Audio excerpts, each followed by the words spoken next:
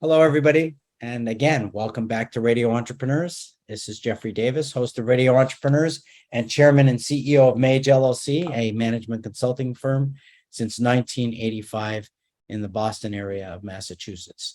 Our next guest, wow, just so many topics that he has.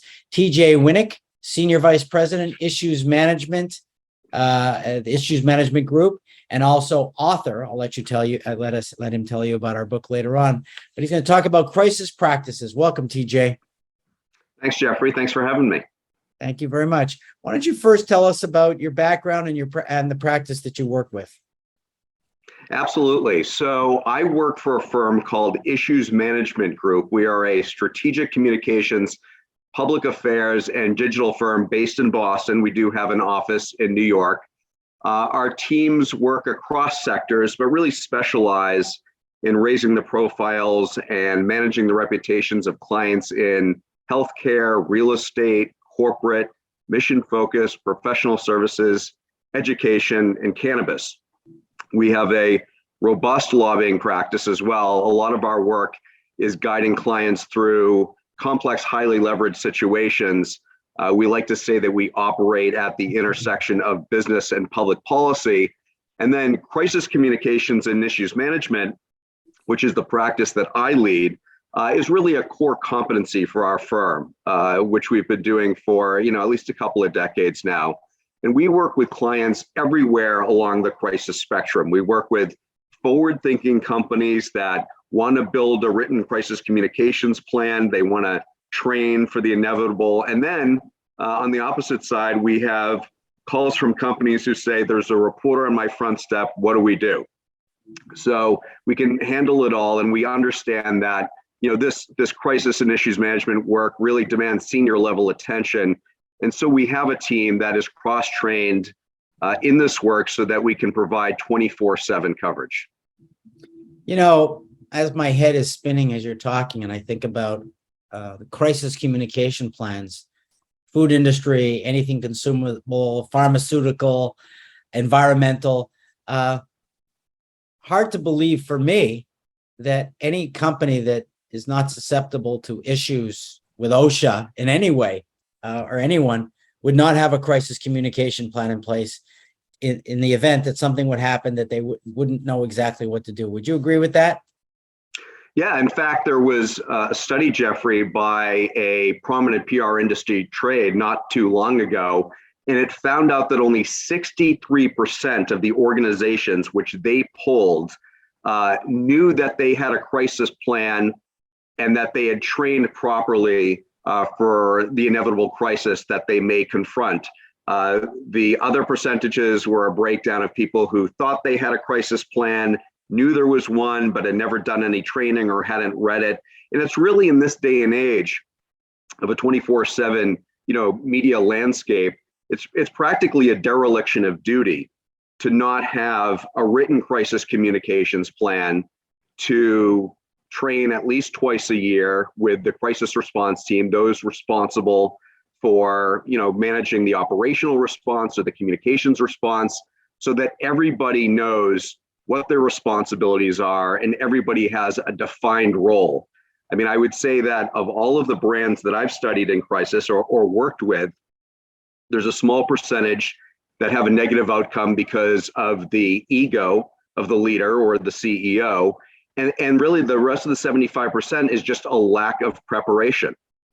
They don't have ready to go template statements for certain scenarios where they could have. And so then in the middle of a crisis, when it's stressful, when there may be, an emotional situation, the brand is then expected to, facilitate a, adequate and efficient response, which can be really difficult, especially when you're thinking about communications and you're also thinking about, more importantly, are there lives that need to be saved? Is there breached information that needs to be communicated to regulators and to customers? There's just a lot to think about. So the more you have in place ahead of time, the better off you'll be. Well, again, you're making my head spin. I mean, I think about litigators I know who get called in a crisis and they have to say to their clients, maybe we need a crisis communication policy, again, too reactive. And then I think about that research thing that you mentioned up front. There probably is this research, but I haven't seen it. Love to see it, of companies who have reacted to crisis that had a communication plan in place prior, and then companies that reacted to a crisis that didn't have a plan in place.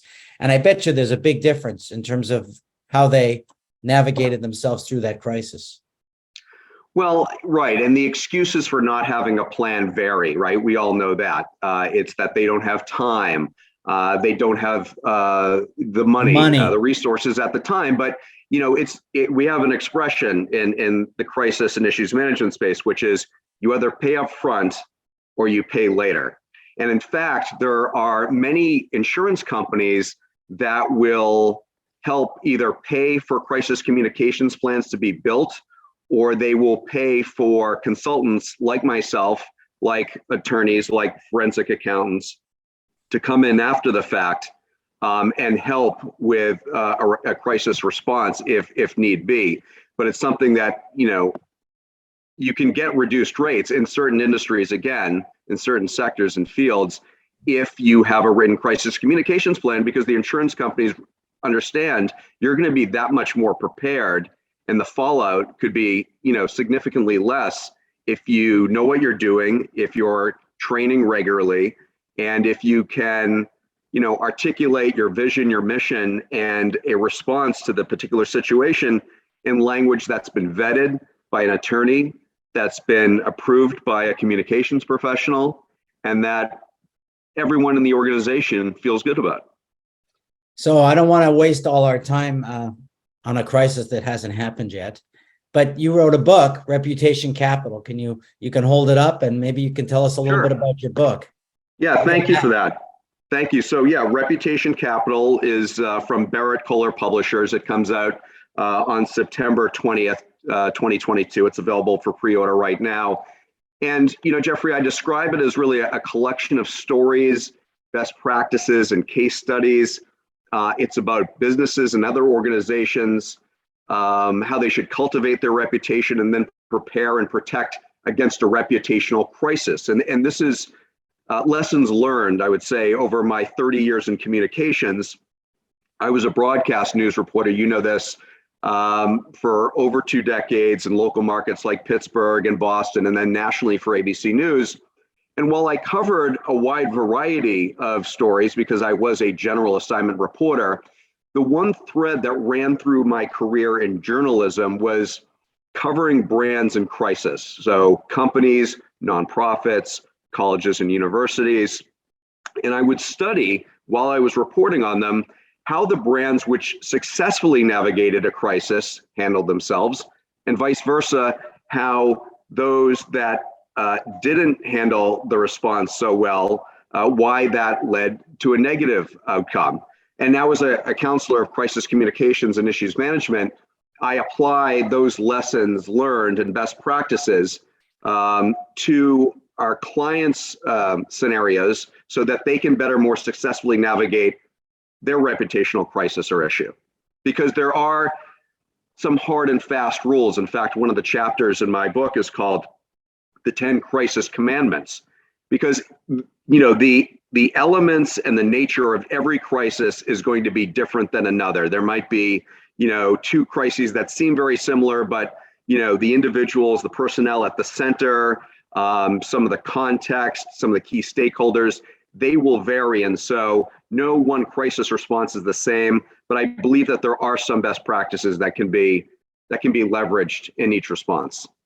Well, we don't have a lot of time left, but I'll have to say, I was a marketer during the dinosaur age, and you're currently in the world, and I can't even imagine what it's like to try to control the message with social marketing. That was never something I had to deal with for my clients. I mean, it's not something it is something I talk about today, but I didn't, it was a different job when I worked for marketing firms.